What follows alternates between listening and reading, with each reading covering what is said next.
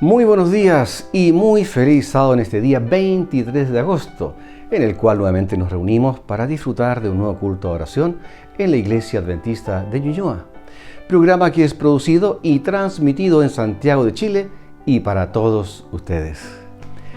Quiero invitarles a orar en esta mañana para pedir la dirección de Dios. Oremos. Padre amante y misericordioso que estás en las alturas de los cielos, santificado sea tu santo nombre.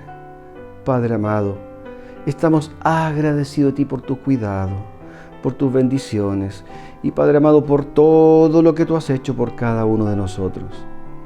En esta mañana, querido Dios, quiero pedirte por aquellos amigos, por aquellos hermanos que tal vez están pasando por algún momento de dolor, quizás por algún problema de trabajo, algún problema de salud o tal vez algún problema familiar. Padre amado, sé con cada uno de ellos, que ellos puedan sentir tu presencia. Padre amado, acompáñales y ayúdales en cada uno de sus problemas. Querido Dios, queremos pedirte que te quedes con nosotros aquí en este programa, que tu bendición esté con nosotros. Te lo rogamos, no porque tengamos algún mérito, sino te lo pedimos en el nombre precioso de nuestro Señor Jesús. Amén.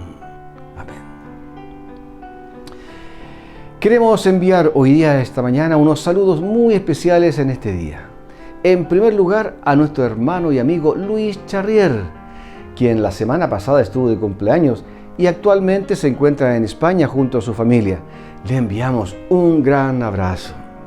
Y por supuesto también queremos saludar al pastor Nabuzaran Wegner, quien el pasado miércoles 20 de agosto cumplió 92 años. Y sabemos que como cada sábado nos está viendo en esta mañana. Querido pastor, un gran abrazo desde la Iglesia de Ñuñoa y que nos siga acompañando en nuestros cultos. También esta mañana queremos saludar a Gloria Valladares, a Vinca Hurtado, que el sábado pasado entregó su vida al Señor por medio del bautismo, y a cada uno de quienes semana a semana comparte con nosotros este culto de adoración. Queremos reiterar la invitación de la Semana Especial de la Familia que se realizará en nuestro templo desde hoy, sábado 23 de agosto, hasta el próximo sábado 30 y que estará a cargo del pastor Samuel Concha quien cada noche a las 20 horas nos entregará interesantes temas que nos ayudarán en el rol que cada uno de nosotros tenemos en nuestra familia. Así es que los esperamos cada noche en nuestro templo y también a través de las pantallas de nuestro canal.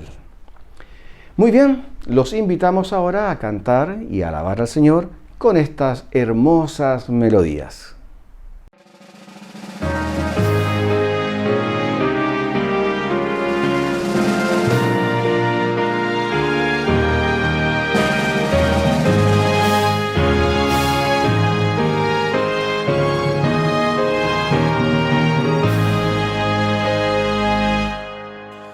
Escuchamos tu llamada, respondemos con placer, una lealtad constante, nuestro voto debe ser.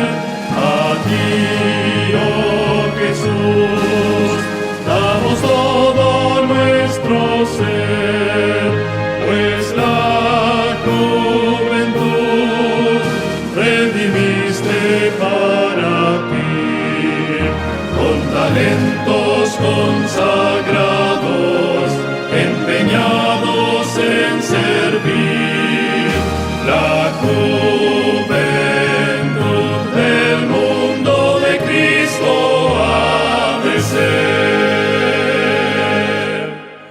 Donde quiera tú nos guíes, vengan pruebas o desdén, seguiremos tu llamada, solo da la orden, ven. A ti, oh Jesús, damos todo nuestro ser, pues la juventud redimiste para ti, con talentos consagrados, empeñados en servir.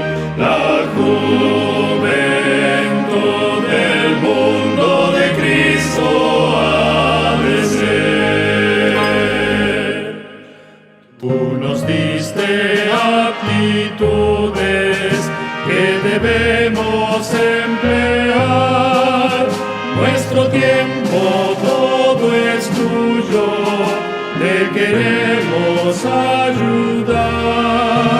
A ti, oh Jesús, damos todo nuestro ser, pues la juventud redimiste para ti, con talentos consagrados, empeñados en servir.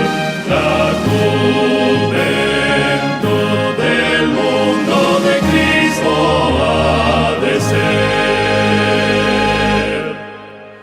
Danos una gran tarea, la esperamos hoy, Señor, con placer la cumpliremos, con arrojo y sin temor. A ti, oh Jesús, damos todo nuestro ser, pues la juventud redimiste para ti, con talentos consagrados, empeñados en servir. La juventud del mundo de Cristo ha de ser.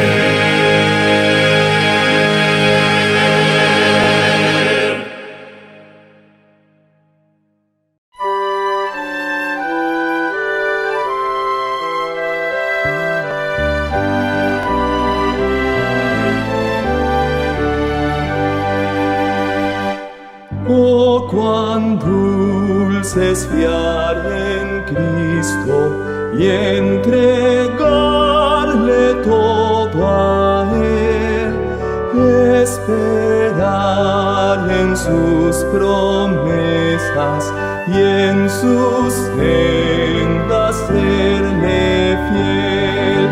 Cristo, Cristo, cuánto te amo, tu poder probaste en mí. Cristo, Cristo, puro y santo, siempre quiero fiar en ti. Es muy dulce fiar en Cristo y cumplir su voluntad, sin dudar de su palabra, siempre andando en la verdad. Cristo, Cristo, cuánto te amo, tu poder probaste en mí. Cristo, Cristo, puro y santo, siempre quiero fiar en ti. Siempre quiero fiar en Cristo, mi precioso Salvador, que en la vida y en la muerte me sostiene con su amor. Cristo, Cristo, cuánto te amo, tu poder probaste en mí. Cristo, Cristo, puro y santo, siempre quiero fiar en ti.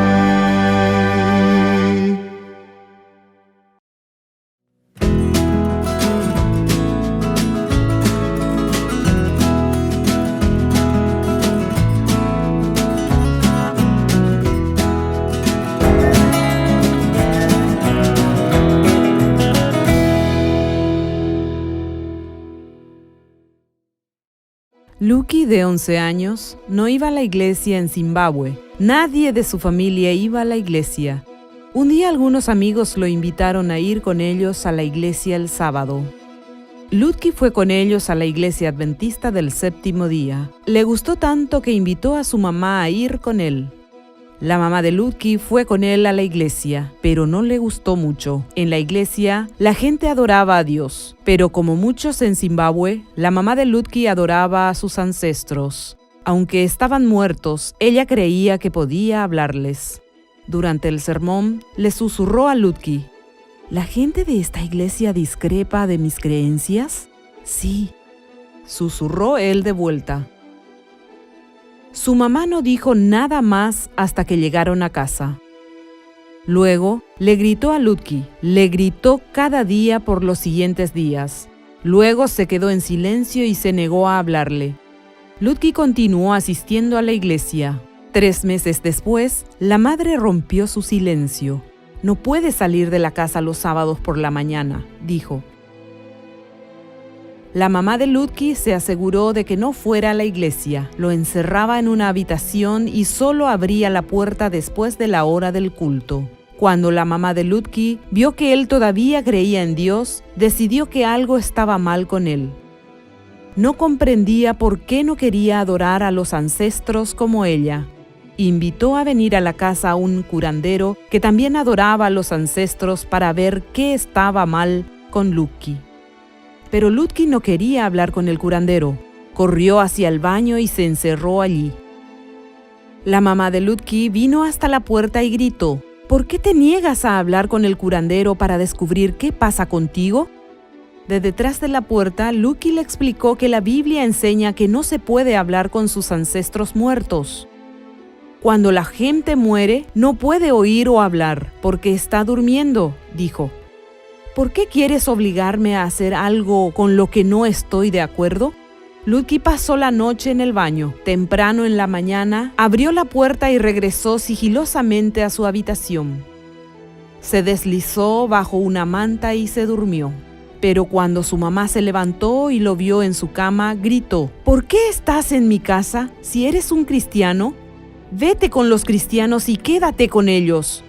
No se hablaron por el resto del día. Al día siguiente, Lucky prometió que dejaría de ir a la iglesia. Estaba cansado de pelear. Lucky mantuvo su promesa por 1 año, pero los amigos seguían invitándolo a la iglesia y finalmente fue. No le contó a su madre. Pasaron varios años y Lucky se graduó de 8º grado. Uno de sus amigos planeaba ir a una secundaria adventista y él también quiso ir. Le pidió permiso a su mamá. La mamá de Lucky no estaba segura de que fuese una buena idea, pero Lucky la convenció de que allí tenían los mejores maestros. 1 mes después de comenzar el año escolar, Lucky se entregó a Jesús y fue bautizado. Al principio, su mamá estaba molesta, pero después se calmó.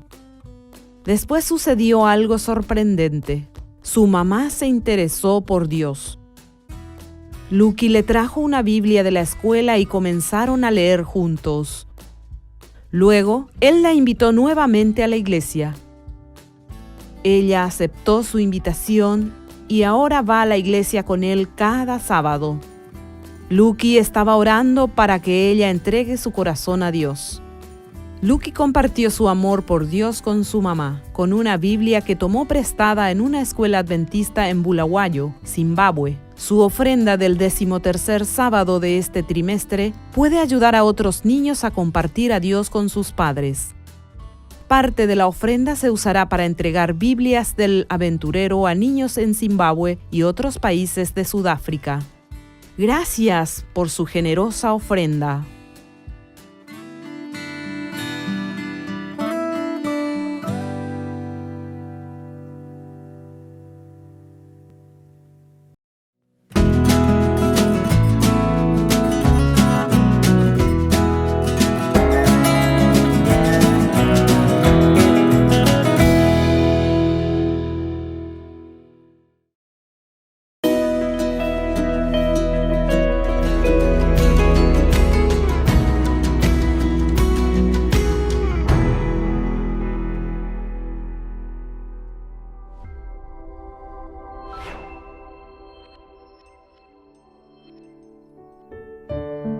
Hola, mi amigo, ¿cómo estás?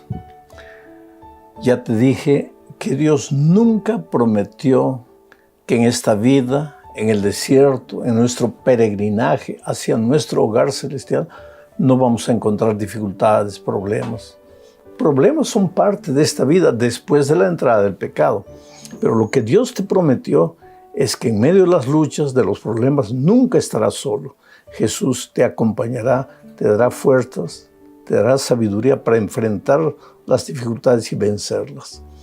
Vamos al estudio número 8, la lección 8 para el 23 de agosto del año 2025. El título de la lección es El pacto en el Sinaí. La semana pasada estudiamos incidentes del pueblo de Israel antes de llegar al Sinaí.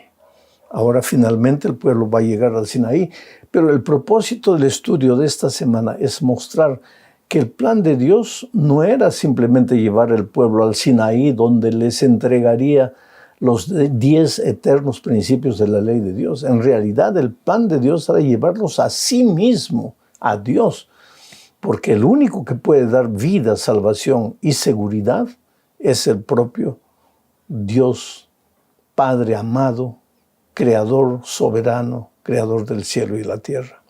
Entonces vamos al primer subtítulo de esta semana, en el monte Sinaí. ¿Cuánto tiempo les llevó desde cruzar el Mar Rojo hasta el monte Sinaí? ¿Cuánto tiempo caminando por el desierto? Donde ocurrieron todos los incidentes que ya vimos. El maná, el agua, la roca, el encuentro con Jetro, en fin, todo eso. 2 meses. Desde que salieron de Egipto, atravesaron el Mar Rojo, caminaron por el desierto 2 meses. Y un poco más después, en 2 años, ellos llegaron a la frontera con Canaán, a la tierra prometida. Pero allá no creyeron las promesas de Dios y tuvieron que estar rodando por el desierto 38 años más. En total, desde que salieron de Egipto hasta entrar a la tierra, les llevó 40 años. Pero lo que nos interesa ahora es que desde que salieron de Egipto hasta que llegaron al Sinaí, les llevó 2 años. Ahora leo lo que dice Éxodo 19, 4 al 6. Mira, vosotros visteis lo que hice a los egipcios y cómo os tomé sobre alas de águilas y os he traído a mí. Es por eso que te digo que el propósito de Dios no era llevarlos apenas al Sinaí, era llevarlos a Él. Y para llevarlos a Él, ¿qué hizo? Dice, vosotros visteis lo que hice en Egipto, cómo los tiré, los saqué a ustedes con mano poderosa, cómo los hice atravesar por el Mar Rojo. Ustedes no hicieron nada, el enemigo murió, porque yo estaba protegiéndolos a ustedes. Ahora, ¿todo esto para qué? Los cuidé en estos 2 meses en el desierto como una águila cuida a sus hijos. ¿Para qué? Para traerlos a mí. Eso es lo que dice el texto. Pero sigue leyendo. Vosotros visteis lo que hice a los egipcios y cómo os tomé sobre alas de águilas y os he traído a mí. Ahora pues, si diereis oído a mi voz y guardareis mi pacto, vosotros seréis mi especial tesoro sobre todos los pueblos, porque mía es toda la tierra. Y vosotros me seréis un reino de sacerdotes y gente santa. Estas son las palabras que dirás a los hijos de Israel. Cosa extraordinaria, querido. Mira el plan de Dios. El plan de Dios era, sacó a un pueblo que había sido 400 años esclavo, más de 400 años esclavo. Ahora los sacó a la tierra prometida, al desierto, para enseñarles, porque ellos estaban embrutecidos por el pecado, embrutecidos por la esclavitud, embrutecidos por el paganismo contagioso de Egipto. Ellos estaban olvidando de los principios divinos. ¿Qué es lo que hizo Dios? Quiso traerlos así, no al monte Sinaí necesariamente. Así lo hizo con amor, con cariño, como el águila cuida a sus polluelos. ¿Pero para qué? Para que ellos llegasen a reflejar el carácter divino. Dice el texto que yo quiero que ustedes sean mis sacerdotes. Sacerdote es aquel que intermedia. O sea, ellos deberían ser luz para la gente de los países que no conocían a Dios. ¿Tú crees que el propósito de Dios para Israel era un propósito egoísta o para que Israel dijese así, yo soy el pueblo de Dios, yo soy la iglesia de Dios, a mí Dios me escogió? Dios muchas veces le dijo a los israelitas, ustedes no eran nada. Yo no los escogí simplemente porque ustedes eran importantes, tenían un nombre. ¿Qué eran ustedes? Nada. Pero yo los llamé, ¿por qué? Por amor. ¿Para qué? Para que ustedes reflejen mi carácter. ¿Y para qué? Para que el mundo todo sepa quién soy yo. Ese mismo mensaje es para nosotros. ¿Tú crees que somos miembros de la iglesia de Dios? ¿Por qué? ¿Para jactarnos en el hecho, soy miembro de la iglesia de Dios? No. Dios nos llamó para que reflejemos su carácter. ¿Y para qué? Para que el mundo conozca, no por nuestra palabra, sino por nuestra vida, quién es Jesucristo. Vamos a la segunda parte de este estudio, bajo el subtítulo de la preparación para recibir el don. ¿Para recibir qué don? Para recibir la santa ley de Dios, los 10 eternos principios de la ley de Dios. Aquello fue extraordinario, ¿sabes? Ellos llegaron a la falda del monte Sinaí. Es impresionante. Yo estuve en el Sinaí. Tuve la alegría de subir al monte en una madrugada fría. Y cerré los ojos, imaginé. Dios estuvo en este lugar personalmente entregándole las tablas de piedra a Moisés. con los eternos principios de su ley.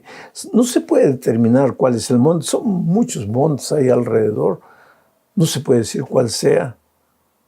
Pero Dios estuvo allá y el pueblo estuvo congregado en las faldas del monte Sinaí. Leo lo que dice Éxodo 19, 10, 11 y 17. Y Jehová dijo a Moisés, ve al pueblo y santifícalos hoy y mañana, y laven sus vestidos, y estén preparados para el día tercero, porque al tercer día Jehová descenderá a ojos de todo el pueblo sobre el monte de Sinaí. Y Moisés sacó del campamento al pueblo para recibir a Dios, y se detuvieron al pie del monte. Hay pensamientos interesantes en el texto que acabo de leer. Dios le dijo a Moisés, prepara al pueblo, santifica al pueblo. Quiere decir, separa al pueblo para un momento especial. ¿Por qué? Porque Dios va a descender. Y cuando Moisés llevó al pueblo, dice el texto, y Moisés sacó del campamento al pueblo para recibir a Dios. Quiere decir, el monte Sinaí no era el monte de la ley, era el monte del encuentro entre Dios y su pueblo. Un encuentro personal, porque Dios no los había abandonado. Dios estaba con ellos en todo momento, pero ellos no lo veían. Ahora, quería Dios tener un momento de encuentro personal. Apareció en medio del fuego, del humo, truenos, rayos. ¿Pero por qué si Dios es amor? Es que Dios es amor. Su lenguaje es de amor, pero el pueblo había estado siglos esclavizado. Solo entendían el lenguaje del látigo, de la amenaza, del trueno, del relámpago. Ya no entendían el idioma del amor. Dios los llamó a un encuentro de amor en el monte Sinaí para enseñarles después a hablar el idioma del amor. Un día en el monte Sinaí, ya no en el monte Sinaí, en el monte Calvario, ese Dios hecho carne derramaría su vida por el hombre para demostrarle que desde el Sinaí hasta el Calvario Dios siempre quiso tener un encuentro personal de amor con el ser humano. No tengas miedo de Dios. Acércate de Él. Él te ama. Tú eres precioso para Él. Ahora, si eres tan precioso para Él, ¿por qué desperdicias tu vida? ¿Por qué manchas tu vida con la miseria de esta vida, de este mundo? Participa del encuentro con Dios. Ve al encuentro con Dios. Vamos a la tercera parte del estudio bajo el subtítulo de El don del decálogo. Dios entregó al pueblo de Israel, pero no le entregó así, de una manera común, en un cuadro extraordinario donde la naturaleza toda sacudió el monte. Dios escribió con su propio dedo los 10 eternos principios de la ley de Dios. Pero esa ley de Dios no era ley condenatoria, era el resumen del amor de Dios. Leo lo que dice Éxodo 20, 1 al 3. Y habló Dios todas estas palabras diciendo, yo soy Jehová tu Dios que te saqué de la tierra de Egipto, de casa de servidumbre. No tendrás dioses ajenos delante de mí. Y después sigue todo el decálogo. Pero el primer mandamiento, no tendrás dioses ajenos delante de mí, viene después de que Dios le dice al pueblo, yo soy Jehová tu Dios, que te saqué de la tierra de Egipto, de casa de servidumbre. En otras palabras, antes de entregarle al pueblo los 10 mandamientos, Dios le recordó que el pueblo ya estaba salvo, ya estaba libre. Yo soy Jehová, el que te sacó de la tierra de la esclavitud. El que te redimió del pecado, ahora estás libre. Y porque estás salvo por mi gracia, por mi amor, por mi misericordia, necesitas aprender a caminar en mi presencia. Y te voy a entregar por eso los 10 principios eternos de mi santa ley. No para que tú pienses que guardando la ley te vas a salvar, porque ya estás salvo. Ya te redimí. Ya te saqué de la esclavitud. La ley no es dada para los que están en la esclavitud. Esos no van a entender nunca la ley de Dios. La ley solo puede ser entendida por quien ha sido redimido, por quien ha sido perdonado, por quien ha sido transformado por la gracia divina. Porque por gracia el pueblo salió de Egipto, no por sus obras.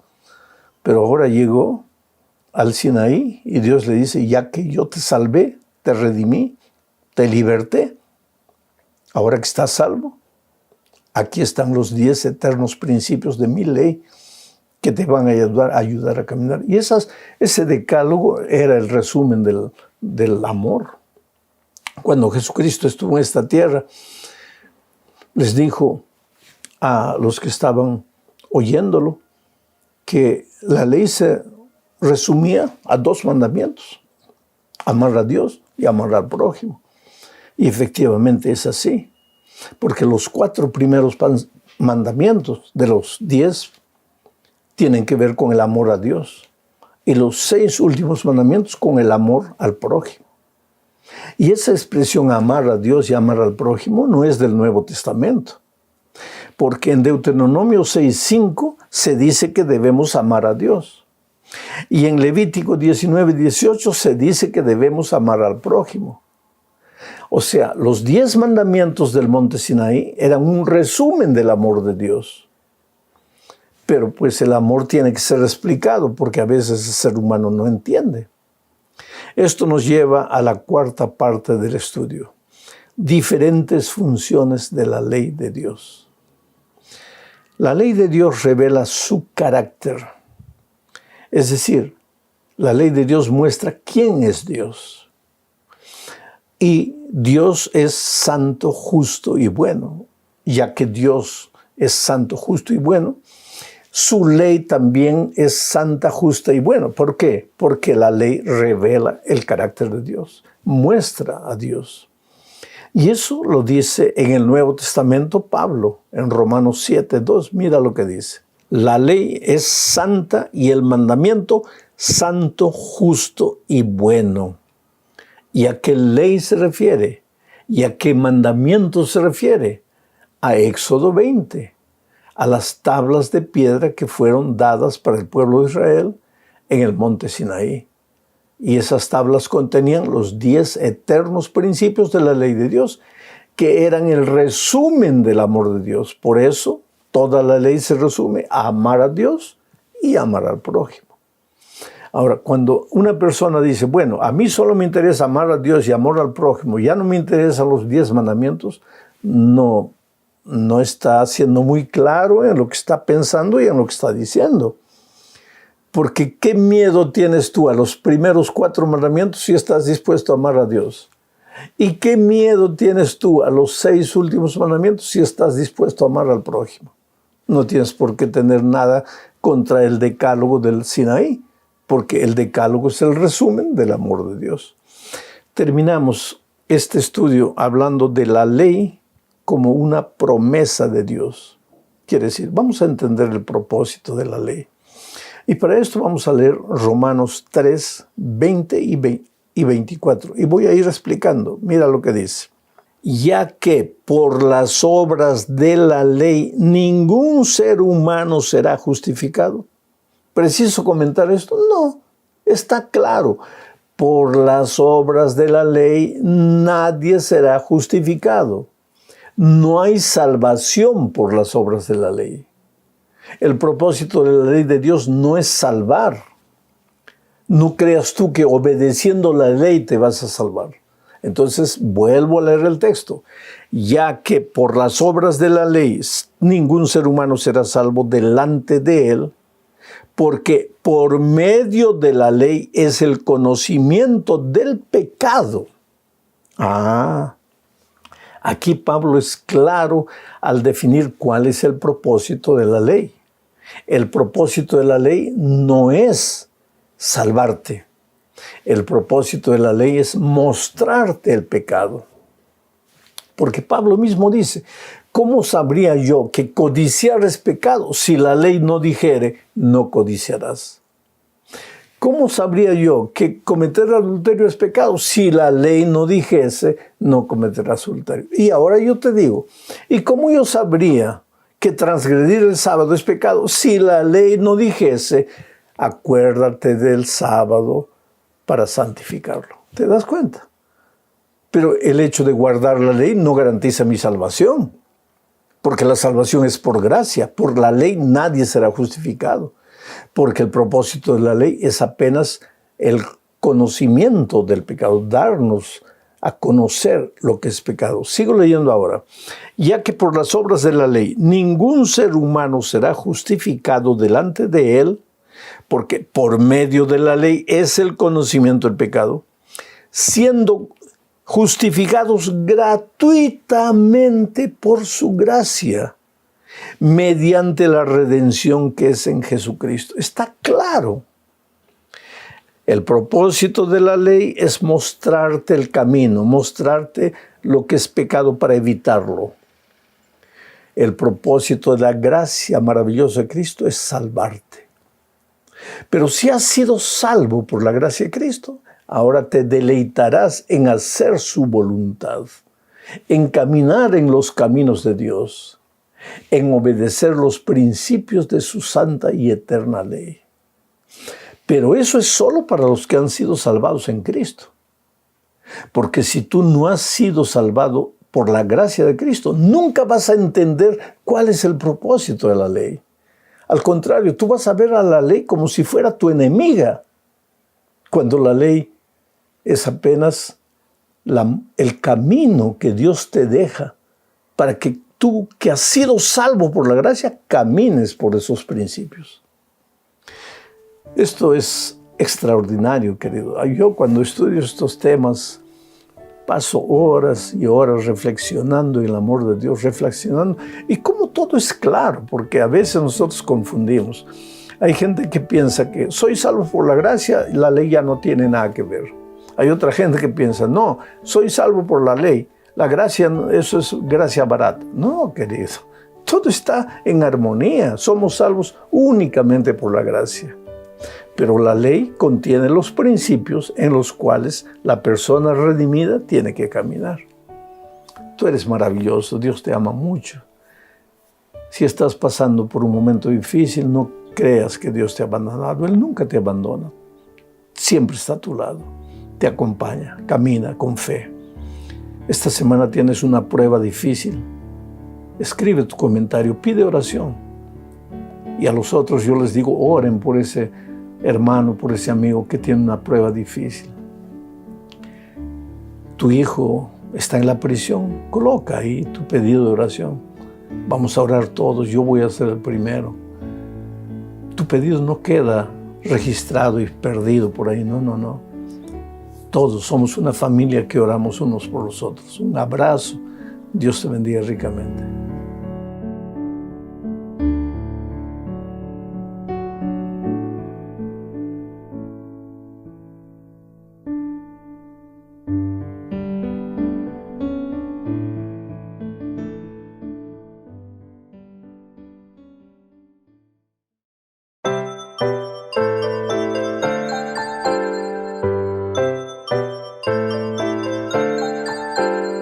Llegó la hora de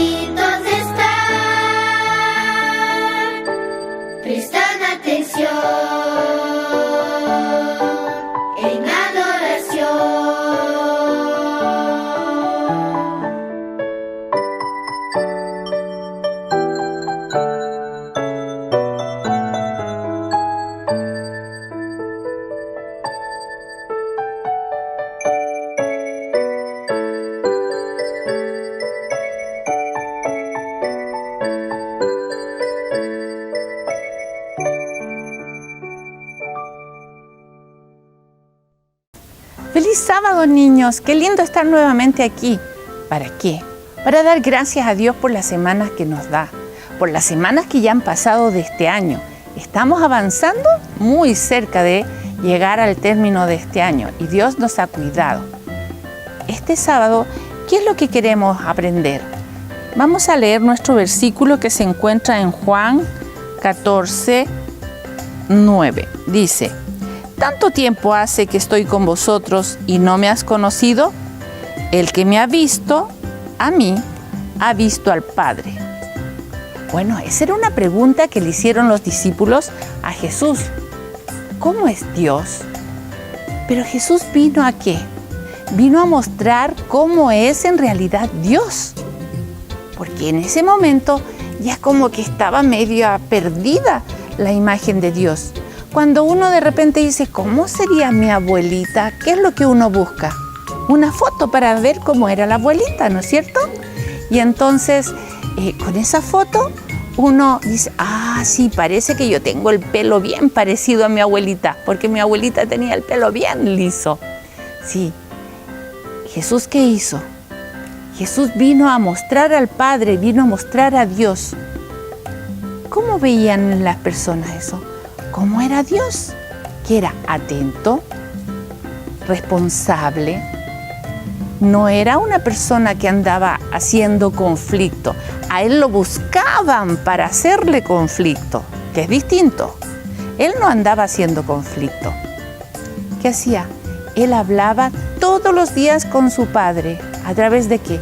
De la oración. Miren, niños, Jesús alimentaba su espíritu. Él se fortalecía en su carácter. Él aprendía y sabía cómo tenía que actuar porque todos los días oraba. ¿Para qué?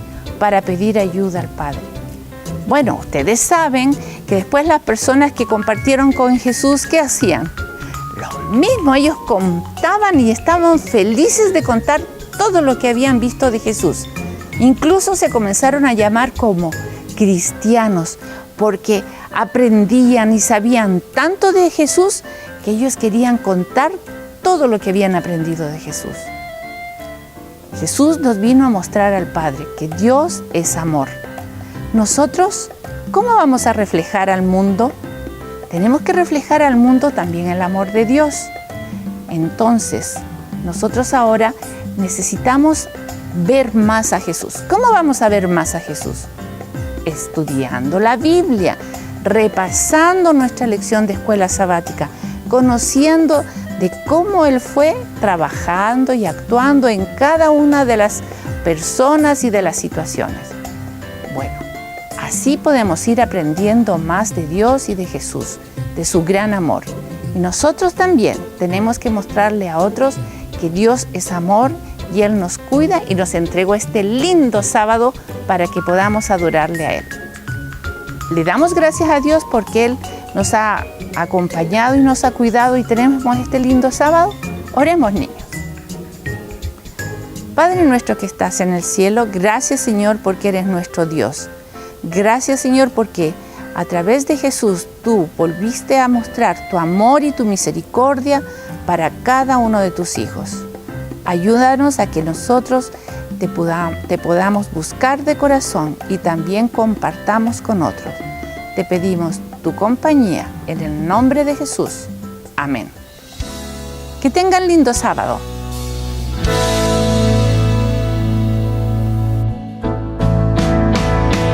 Él vendrá con las nubes, todo ojo le verá, hasta el Japón.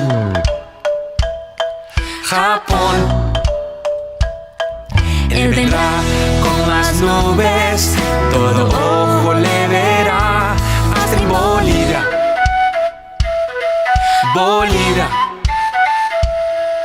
Él vendrá con las nubes, todo ojo le verá, hasta en España.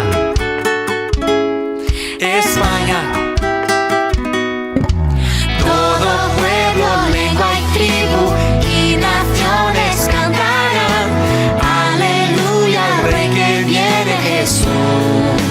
Oh, oh, oh, todo pueblo, lengua y tribu y naciones cantarán, aleluya.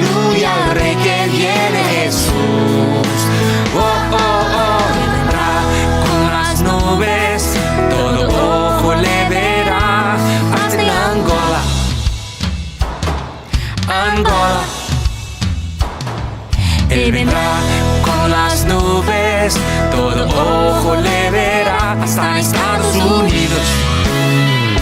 Estados Unidos. Él vendrá con las nubes, todo ojo le verá, hasta en Brasil. Brasil. Todo pueblo, lengua y tribu y naciones cantarán aleluya al Rey que viene, Jesús. Oh, oh, oh. Todo pueblo, lengua y tribu y naciones cantarán aleluya al Rey que viene, Jesús. Oh, oh, oh, oh, oh, oh, oh, oh, oh, oh, oh, oh, oh, oh.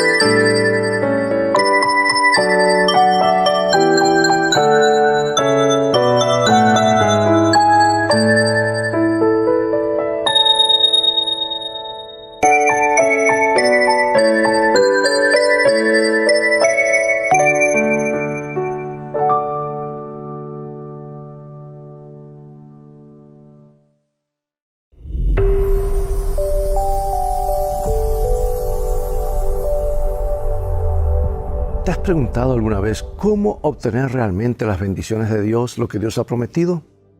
Comencemos leyendo esta porción bíblica. Dichosos los que lavan sus ropas para tener derecho al árbol de la vida y poder entrar por las puertas de la ciudad. No hay dudas que Dios posee infinitas bendiciones y que desea ponerlas a disposición de su pueblo. Pero no siempre es claro cómo esas bendiciones llegan a ser nuestras. ¿Has notado la forma como generalmente oramos pidiendo bendiciones? Oramos, bendice los alimentos para que nos den salud. ¿Pero qué estamos suponiendo al orar así? ¿Que la bendición es rociada desde el cielo como si fuera agua bendita hasta que se hace parte de la comida? ¿Implantaría Dios tan diligentemente esa bendición en una ensalada como en una porción de langostinos fritos? ¿Es la comida menos saludable si no pedimos la bendición? ¿No crees que sería tal vez más apropiado empezar a orar mientras vamos empujando nuestro carrito de compras por los pasillos del supermercado? Podríamos decirle a Dios que estamos dispuestos a que nos recuerde cómo seleccionar aquellos alimentos que son inherentemente saludables. Entonces, a la hora de comer, podríamos agradecerle por tan buena comida y por la sabiduría para prepararla saludablemente.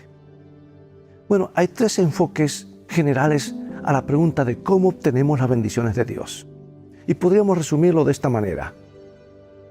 Las bendiciones son ganadas, o sea que Dios está obligado por nuestras buenas obras. La otra es, las bendiciones son suplicadas, o sea, Dios se ve seducido por nuestro ruego. La otra, las bendiciones son inherentes, o sea que Dios es sabio al enseñarnos. Y muchas de nuestras oraciones que piden bendiciones caen en la segunda categoría. Suponemos que Dios tiene grandes cantidades de bendiciones que dispensa arbitrariamente, así como los Santa Claus de los grandes comercios dispensan golosinas a los niños, a quienes Él considera que le han agradado. Bueno, la otra es esta idea de que, por supuesto, Él también puede echar mano de su bolsa de maldiciones e infligir unas pocas de aquellas sobre gente por la cual se siente desagradado. De acuerdo con cualquiera de ambos razonamientos, Dios usa sus recursos para manipularnos. Eso es lo que a veces pensamos de Dios. Y al adorar a un Dios que pensamos que es manipulativo, nos volvemos nosotros manipulativos. Tratamos de sacudirlo con nuestras elocuentes oraciones o impresionarlo con nuestra buena conducta. Pero bajo el tercer enfoque de las bendiciones de Dios, vemos a Dios describiéndonos el camino de las bendiciones inherentes.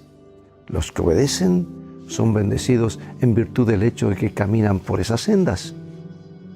Esto implica que Dios siempre pide a la gente que haga lo que a la larga traerá lo mejor en cuanto a la salud física, social, espiritual y emocional. Para eso nos ha dado el manual, la Biblia.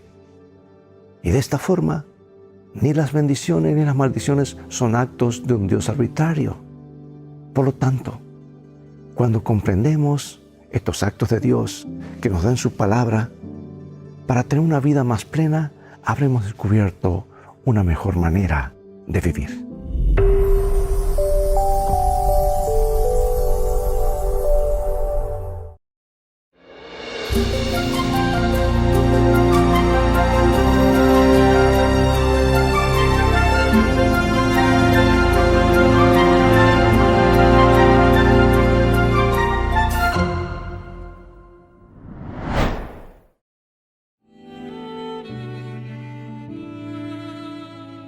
Es más que el punto final de la creación. Es más que un día común de la semana. Es un recuerdo eterno que Dios es el creador. Un día bendecido y especial para su autor. Es más que el punto final de la creación. Es un eslabón que une a Dios al hombre. Pues el creador del tiempo en él se limitó, pues quiso convivir con su creación a la que amó. Mientras haya alguien que sirva al creador, este santo día guardado será. 6 días tú trabajarás y toda obrarás, mas el séptimo día es para Jehová. Acuérdate del sábado, Disfruta de este día especial.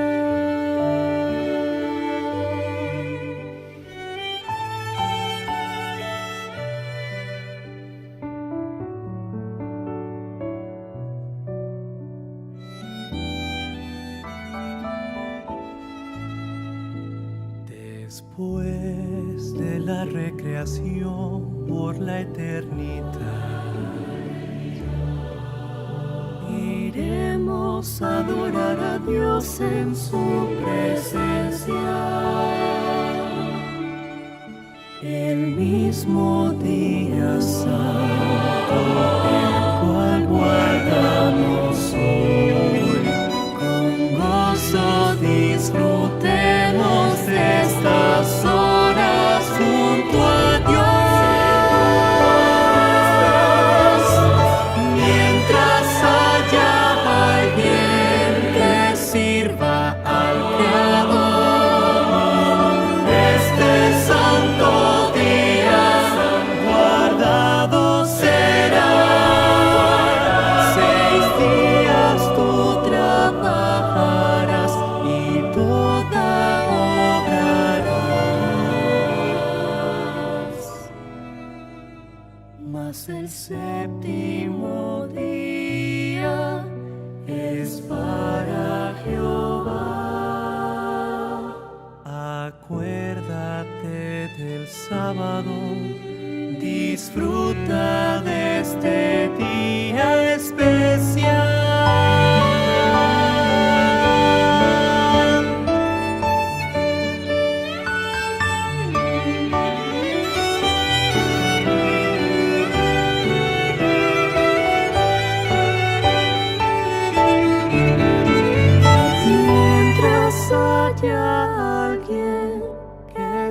sirva al Creador.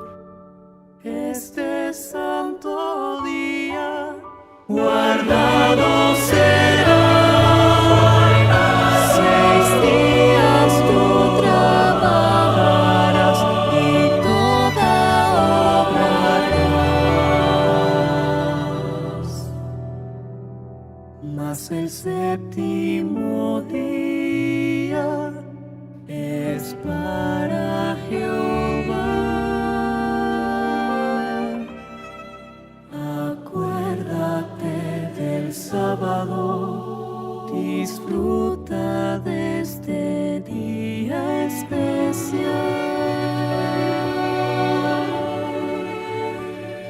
Acuérdate del sábado, disfruta de este día especial.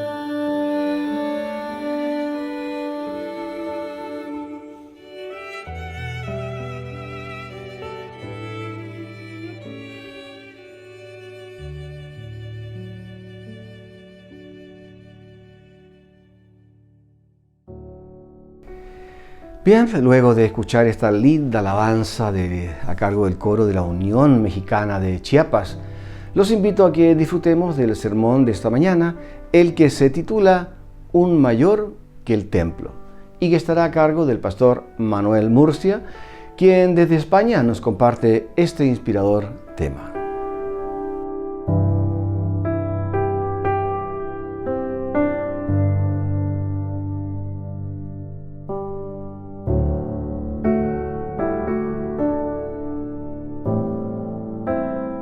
Muy bien, quisiera comenzar para la reflexión de esta mañana con un versículo muy cortito que se encuentra en Éxodo capítulo 25, versículo 8, donde allí le dice el Señor a Moisés: y me harán un santuario para mí y habitaré en medio de ellos. ¿Recordamos el texto?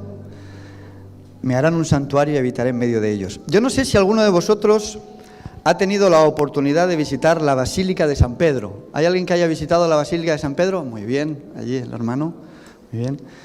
Yo es una de las cosas que me gustaría hacer en un futuro próximo, visitar la ciudad de Roma y ver algunas cositas por allí. Pero bueno, la Basílica de San Pedro es considerada como la catedral más grande del mundo. Es una catedral impresionante. Dicen que tiene alrededor de 23.000 metros cuadrados. ¿Parece mucho eso?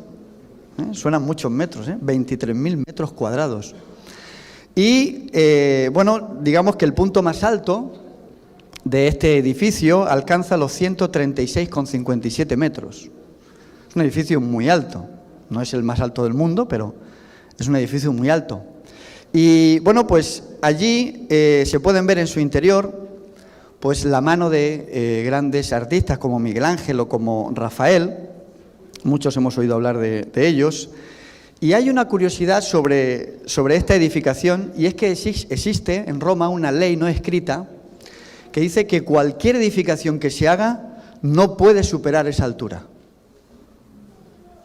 La Basílica de San Pedro tiene que estar, ¿verdad?, de alguna forma por encima de cualquier edificio. Es interesante, no sé si alguno de vosotros ha tenido la oportunidad de visitar la Catedral de Sevilla. Esta está más cerca, más próxima. ¿Alguno ha ido por Sevilla a visitar la catedral? Sí, ahí veo alguna mano también. Muy bien. Yo, como estuve de pastor allí en Sevilla, pues tuve la oportunidad de visitar ese extraordinario edificio también. Algo sorprendente. Unas piedras enormes. Y además, es una catedral que está muy bien conservada, de estilo gótico, y que ha sido reconocida por la UNESCO como Patrimonio de la Humanidad. Es un edificio muy importante a nivel mundial.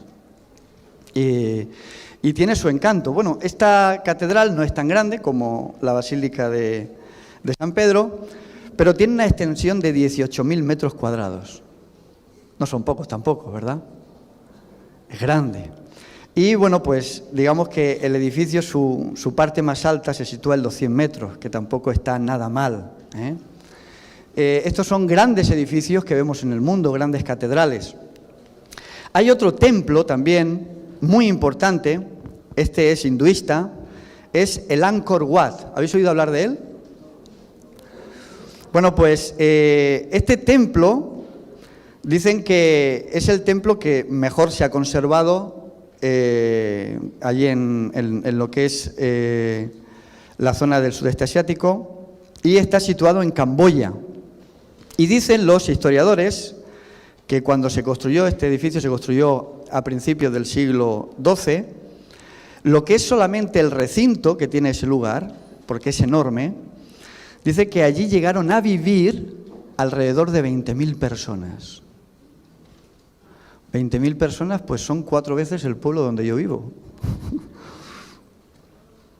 Impresionante. Y estamos hablando solamente de lo que es el recinto. Bueno, lo que es esa edificación tiene una extensión, no el templo, sino todo lo que pertenece al templo, dicen que de alrededor de 162 hectáreas. Así que multiplicar por 10.000 y ahí tendréis el resultado. Impresionante. Edificios extraordinarios. Luego hay otro, que es el Borobudur, un templo budista, es el más grande del mundo, que se encuentra también, se encuentra en Indonesia. Ahora, una pregunta que yo quiero formular en esta mañana. ¿Cuál es la intencionalidad a la hora de construir un lugar de culto? Porque evidentemente construir edificios tan grandes, tan costosos, algunos evidentemente más modestos, pero ¿cuál es la intencionalidad a la hora de construir un edificio de culto? Bueno, en primer lugar, manifestar la gloria de la deidad a la cual los oferentes, o en este caso las personas religiosas, adoran. Se creía que los templos, al ser tan grandes, tan hermosos, de alguna forma reflejaban la grandeza y el poder de ese Dios al cual adoraban. Cuanto más grande era el templo, ¿verdad?, más poderoso y más grandioso era ese Dios. Y esa era una de las intenciones. Luego también estaba el tema de los rituales. Habían edificios que necesitaban de muchos sacerdotes. Por ejemplo, la Basílica de San Pedro dicen que es muy grande porque allí es donde se ordenan a los sacerdotes católicos. Y se hacen por cientos, miles. Y entonces necesitan un gran espacio. Así que también para los servicios, para los ritos litúrgicos. Esas catedrales también, o lugares de culto, han sido también encuentros para la comunidad, donde la comunidad celebraba sus festividades, sus momentos religiosos. También han servido como templos que se han convertido en destinos de peregrinación. Mucha gente, ¿verdad?, cuando llega a cierta fecha, de cualquier lugar del mundo, hace su peregrinación a los templos. Hay mucha gente que va a Israel también, tiene promesa o le gusta. Y entonces, pues cada año, ¿verdad?, o cada cierto tiempo, hacen ese tipo de peregrinaciones. Y también porque es símbolo de poder. En algunas culturas como la egipcia, los templos eran centros económicos y políticos y reflejaban, en este caso, el poder que tenía el faraón. Por eso cuando uno va a Egipto puede ver tantos, ¿verdad?, tantos templos también y pirámides que se construían como expresión de ese poder de ese faraón. Y por último, también para impresionar y para adoctrinar. Cuando uno visita un gran templo, ¿verdad?, parece que como que se sobrecoge, ¿verdad? Es un lugar tan grande, algunos son tan hermosos, y a veces ese tipo de lugares invita incluso al silencio, ¿no?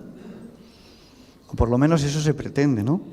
Que pueda haber una gran devoción y fomentar la espiritualidad. Bueno, ¿sabéis? En la Biblia vemos como el rey David siente la necesidad de construir también un templo. El Señor había dicho un tabernáculo, pero ahora David dice, oye, el arca está en una tienda y yo creo que el Señor se merece algo más. Y yo creo que muchos de nosotros pensamos igual, ¿no? Que Dios siempre se merece mucho más. Y de alguna forma David siente que tiene que construir un templo para el Señor. Sin embargo, el Señor le quita esa ilusión.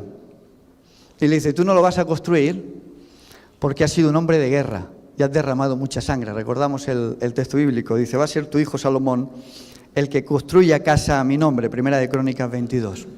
Él va a ser el que lo construya. Y Salomón construye un templo precioso, pero evidentemente mucho más modesto que los templos que acabamos de mencionar. Las medidas del templo de Salomón eran de 27 metros de largo, por 9 de ancho, por 13,5 de alto. No era muy grande. Podría ser un templo similar al de la iglesia de Murcia. No sé, Casildo, cuántos metros tiene de altura la iglesia, pero hasta... 5 metros 15 centímetros. ¿Y de la calle para arriba? Ahí hay unos 3 metros más, unos 8 metros. Unos 8 metros. Bueno, pues el de Salomón era un poquito más alto. Era más alto. De ancho sí, ¿no? De ancho tiene unos 15 metros. Unos 15 metros. Ahí ganamos un poquito, vamos compensando. Pero es para que nos hagamos una idea de la estructura y del espacio que podía haber en el templo de Salomón, ¿no? Pero, ¿sabéis? El hebreo, en este caso el pueblo de Israel, sabía que Dios no lo puede contener. Dios trasciende, ¿verdad?, lo que es el espacio, el tiempo. Y vemos las palabras de Salomón, que reflejaban de alguna forma también ese sentimiento del pueblo. Pero es verdad que Dios habitará sobre la tierra.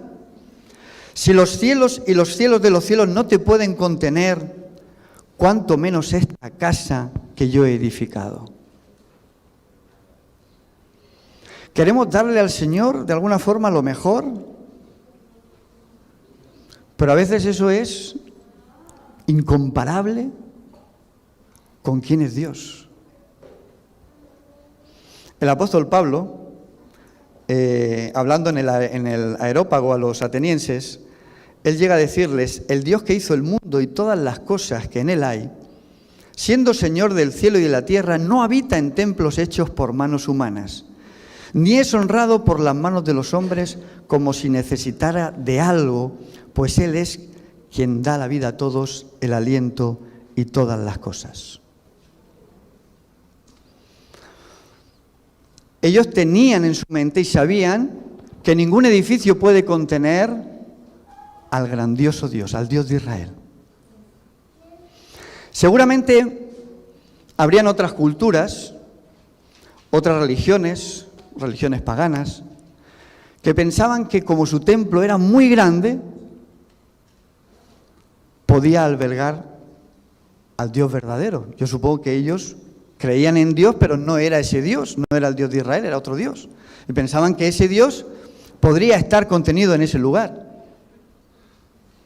Pero el pueblo de Dios sabe que no hay un lugar que pueda contener a Dios. Lo que pasa es que Dios tiene la capacidad para manifestarse en cualquier lugar y en cualquier sitio, ¿sí o no? Pero ¿cómo es de grande Dios? Si Dios es eterno, si Dios está en todas las partes, si Dios todo lo puede llenar. Es algo que se nos escapa, ¿verdad? Pero sabéis, en el pueblo hebreo, a pesar de todo eso, pensaban que era correcto que hubiese un lugar de culto dedicado a Dios. Un lugar donde pudiese manifestarse la presencia de Dios y donde el pueblo pudiese adorarle y estar en la presencia de Él. Luego, más tarde, como bien se ha comentado un poquito en la historia de los niños, el templo se descuidó. Y esto de alguna forma es una lección que nosotros podemos tomar de la Escritura. ¿Cuántas veces nosotros descuidamos las cosas? Cuando adquirimos algo por primera vez, ¿verdad? Uno, no sé, compra una bicicleta o un teléfono móvil o un ordenador. Los primeros días, ¿cómo lo cuida? O un coche, Lo tiene bien limpio, bien lustradito. Lo deja aparcado el coche y cuando sale del lugar lo mira a ver si le han dado un rocecito o algo, ¿verdad? Pero ¿qué pasa cuando pasa el tiempo? Pasan 3, 4 años, se descuelga un parachoques, un piloto roto, ¿sí? A veces con el tiempo las cosas se van descuidando. Israel de alguna forma descuida el templo. Y esto era un símbolo de que habían descuidado también su vida espiritual. Qué interesante.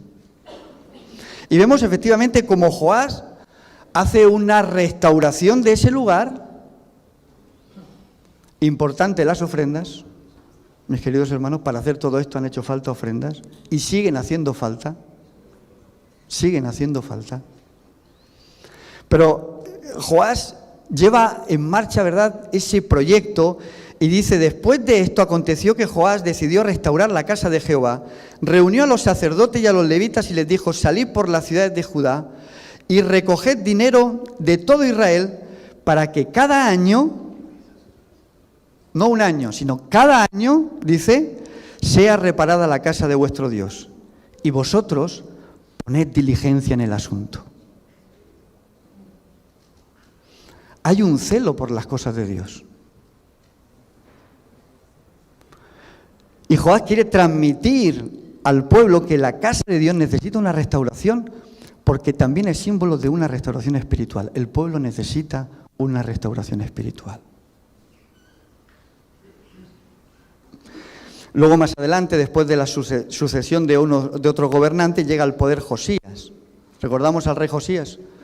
Y el rey Josías también hace una restauración del templo y hace reformas, pero también hace sobre todo una reforma espiritual. Y qué bonito que al inicio de esta obra que hemos terminado y que todos venimos a disfrutar hoy, no solo el templo pueda haber sido reformado, sino que nuestra vida espiritual también pueda ser reformada. Amén. Que hoy podamos decirle al Señor: Señor, ha quedado todo precioso, todo blanco, impoluto. Yo quiero tener también una vida similar. Yo quiero que tú me ayudes a restaurar el templo de mi cuerpo, porque somos templo del Espíritu Santo, somos templo de Dios. Y qué bueno es que nosotros también podamos ser restaurados y reformados en esta mañana. Bueno, la verdad es que hoy disfrutamos de algo que hemos hecho con esfuerzo, con sacrificio, con cariño, que ha quedado todo precioso, perfecto. Pero está claro que lo más importante no es el templo. Lo más importante somos nosotros. Y lo más importante es Dios revelándose en cada uno de nosotros. Eso es lo realmente importante. ¿Sabéis? En una ocasión los fariseos acusan a los discípulos de Jesús de arrancar espigas en sábado. ¿Recordáis el pasaje? Se encuentra en Mateo capítulo 12. Y dice que en aquel tiempo iba Jesús por los sembrados en un día de reposo, un día como hoy, sábado, y sus discípulos tuvieron hambre y comenzaron a arrancar espigas y a comer. Viéndolo los fariseos le dijeron: he aquí tus discípulos hacen lo que no es lícito hacer en el día de reposo.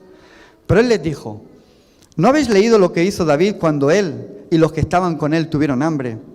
¿Cómo entró en la casa de Dios y comió de los panes de la proposición, que no les era lícito comer ni a él ni a los que estaban con él, sino solamente a los sacerdotes?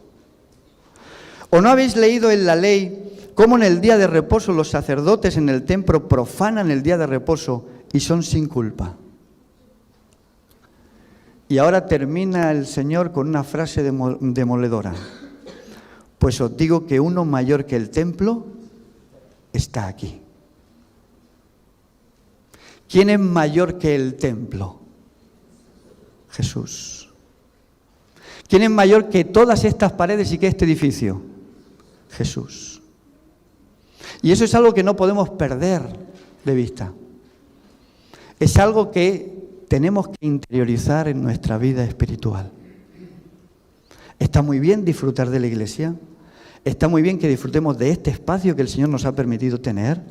Lo hacemos con gozo, con alegría, porque lo hacemos para Él. Pero lo más importante, ¿quién es? Jesús. Él es el más importante. El templo de Herodes, yo no sé si habéis podido ver alguna maqueta, pero el templo de Herodes dicen que era una ampliación y un embellecimiento de lo que era el segundo templo. El segundo templo era el templo de Zorobabel. Sabéis que se restauró el templo de Jerusalén, y pues se hicieron unas reformas y luego Herodes hizo una reforma mucho mayor y mucho más bonita. Y ese templo llegó a ser el orgullo de los judíos. Flavio Josefo, el historiador, en el libro de las guerras de los judíos, él describe el templo de Jerusalén como un edificio majestuoso, de mármol blanco, con placas de oro, que dice que cuando el sol brillaba sobre el templo, podías verlo a lo lejos. Tendría que ser impactante, ¿verdad? Cualquiera que se acercara a Jerusalén y pegase así el sol en algún lado del templo y ver cómo brillaba por el mármol sería algo impresionante. Bueno, pues para los judíos era su orgullo. De alguna forma simbolizaba la grandeza y la devoción que el pueblo tenía hacia Dios y también de cómo Dios se podía manifestar en medio de su pueblo. Pero a veces el orgullo nos puede confundir, ¿verdad? Podemos estar orgullosos de nuestras cosas, de aquellas cosas que son materiales. Pero sobre todo tenemos que estar orgullosos ¿de qué? ¿O de quién? De Cristo Jesús.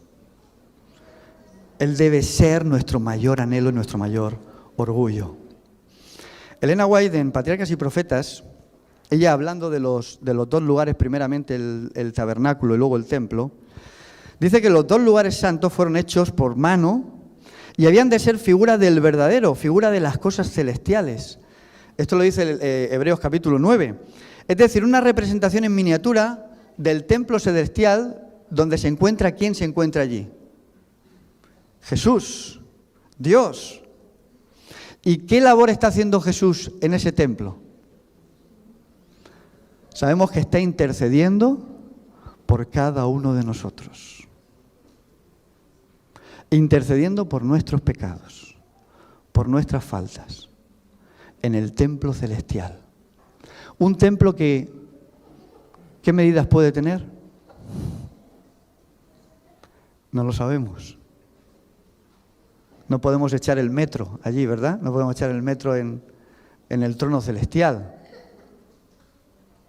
Pero tiene que ser un espacio enorme, grandísimo.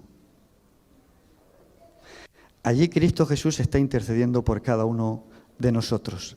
¿Sabéis? El símbolo siempre ha apuntado a Cristo en la Biblia. ¿Cuántas representaciones en la Biblia, cuántos simbolismos en la Biblia vemos que eran de Cristo? ¿Sí o no? ¿El sumo sacerdote a quién representaba? A Cristo. ¿Los panes de la proposición a quién representaban? También representaban a Jesús. ¿El cordero que era sacrificado a quién representaba? A Cristo Jesús. El símbolo representaba a Jesús, pero ahora llega uno que es mayor que el símbolo. Uno que es mayor incluso que el templo. Y esto es interesante, porque Jesús no es solamente mayor que el templo físico, sino que en él se cumple todo lo que estaba diseñado en las funciones del templo. Todas las funciones que se hacían en el templo, ¿a quién apuntaban? Apuntaban a Cristo Jesús, al ministerio de Cristo Jesús. Por lo tanto, no solamente se cumple en él el símbolo del templo, sino también todas las funciones que se realizaban en el templo. Y ese lugar, el templo que de alguna forma habían dedicado a Dios, no debía ser un edificio para adorar al edificio en sí. Uno podía ir al templo de Jerusalén y decía, ¿qué templo tenemos los judíos? ¿Qué templo tenemos los que somos hijos de Dios? El templo debía ser una invitación a que la presencia de Dios se tenía que manifestar allí. Y que yo, como un pecador, ¿cómo tenía que ir delante de la presencia de Dios? ¿Con un corazón contrito? ¿Con un corazón humillado? Esa era la intención del templo. Cuando Jesús echa a todos los mercaderes del templo, ¿qué dicen? Mi casa será llamada, ¿qué cosa? Casa de oración para todas las naciones. ¿Sabéis? A veces en el templo oramos poco.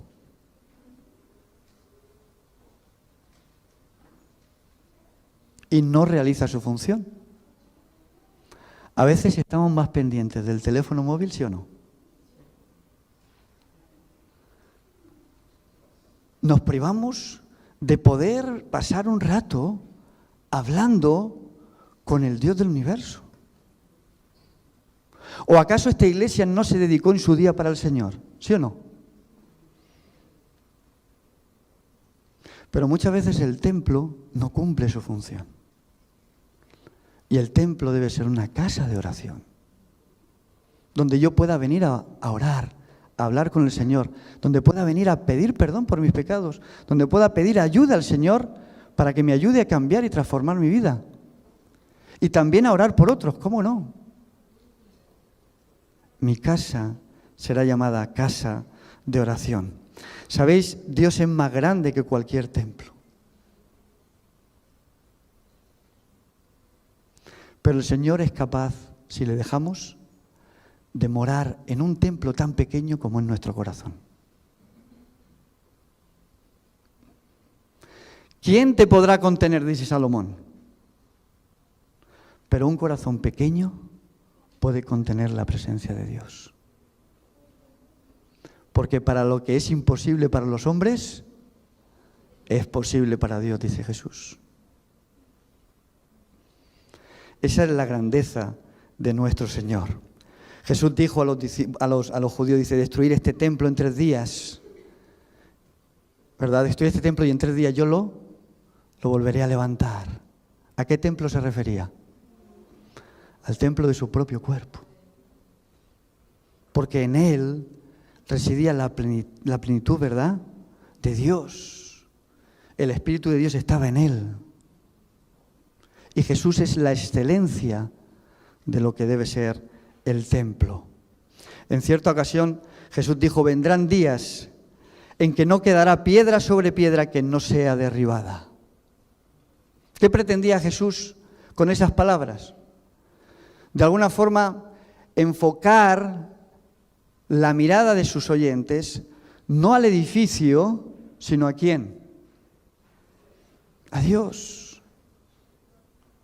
A la construcción de nuestra fe. ¿Cuál era la preocupación de la mujer samaritana? Recordamos una de sus preocupaciones, tendría muchas, pero una que le comparte a Jesús. Dice, Maestro, los judíos dicen que se debe adorar en Jerusalén y los samaritanos en Jericín. ¿Dónde tenemos que adorar? ¿Cuál es el lugar para adorar? ¿Cuál es la respuesta de Jesús?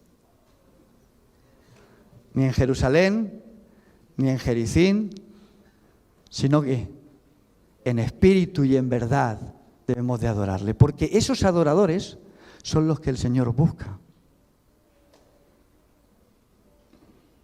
Hoy tenemos un templo precioso, pero lo más precioso para Dios son nuestros corazones, somos nosotros. ¿Disfrutaremos de este lugar? Claro que sí, porque lo hemos hecho para el Señor. Pero el Señor sobre todo quiere disfrutar también de nosotros. Yo no sé si alguno de vosotros ha visitado el Taj Mahal. Estas son palabras mayores, ¿eh? Un edificio muy bonito. Hay algunos arquitectos que dicen que eso es poesía arquitectónica. El Taj Mahal. Un edificio precioso. Bueno, este edificio fue construido por el Shah Jahan, que lo construyó para su esposa. Dice que este hombre estaba locamente enamorado de su esposa. Hoy en la escuela sabática hemos hablado un poquito, ¿verdad?, del matrimonio, de la figura del matrimonio en la Biblia. Bueno, este hombre estaba enamorado de ella. Y entonces le prometió construirle un edificio que de alguna forma pudiese reflejar el amor que él sentía por ella y que no hubiese otro en el mundo en comparación con ese edificio. Desafortunadamente, esta mujer, la mujer de él, Arjumat se llamaba, falleció después de un parto. Dio a luz a una niña y por una hemorragia esta mujer falleció. Yo cuando leía un poquito la historia tuvo 14 hijos. Impresionante. Esta mujer, la verdad que era para hacerle un monumento. Tuvo 14 hijos. Bueno, pues con la última niña, ella falleció por causa de una hemorragia. Y dicen que este monarca se encerró durante 8 días en su palacio y luego estuvo un año también como apartado de toda la vida política y de toda la situación del reino. Y finalmente apareció al año, con barba un poco dejado, porque sentía mucho dolor por su amada. Fijaros, ¿eh? Y este hombre dijo, finalmente vas a tener el edificio que te prometí. Y entonces construyó el Taj Mahal. Desenterraron los huesos donde enterraron por primera vez a la esposa y hoy en día el Taj Mahal es el cementerio, es la tumba de esta mujer. Bueno, allí en la tumba hay una inscripción que escribió el propio Shah y dice: a la memoria de un amor imperecedero. Qué bonito. A la memoria de un amor imperecedero. Y sabéis, yo cuando leía la historia, yo decía, hoy celebramos la apertura de un templo precioso. ¿Podríamos poner en estas paredes a lo mejor la misma inscripción? A la memoria de un amor imperecedero. ¿Cuánto nos ama el Señor? Hoy conmemoramos a través de la Santa Cena la muerte de Jesús por nosotros, nuestro amado,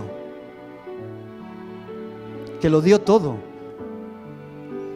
Y hoy celebramos este rito a la memoria de un amor imperecedero, porque el Señor nos dice, con amor eterno te he amado. Por tanto, aquí, mis queridos hermanos, el Señor va a prolongar su misericordia con cada uno de nosotros. Por eso yo en esta mañana, en la apertura del nuevo templo, os quiero invitar a todos a que podamos preparar nuestro corazón. A que digamos, Señor, quizás a lo mejor el templo de mi vida no está totalmente reformado, pero el amor que tú me has mostrado vale la pena el hacer cambios en mi vida. Y podamos en esta mañana pedir perdón por nuestros pecados, pedirnos perdón entre nosotros, para que la restauración pueda ser completa y total, en el lugar y también en el corazón de cada uno de nosotros. Que el Señor nos bendiga en esta mañana. Amén. Muy bien, estamos llegando al final de nuestro culto. No se vaya de nuestra sintonía, que ya viene el culto en vivo y en directo desde nuestro templo, ubicado en Dr. Yojo 310. Y los esperamos hoy a las 20 horas en el primer tema de la semana. Una semana especial de hogar y familia para todos ustedes, que tengan también una hermosa tarde de día sábado. Jehová te bendiga y te guarde.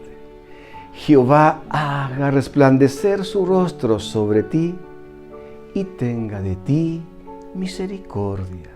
Jehová alce sobre ti su rostro y ponga en ti paz.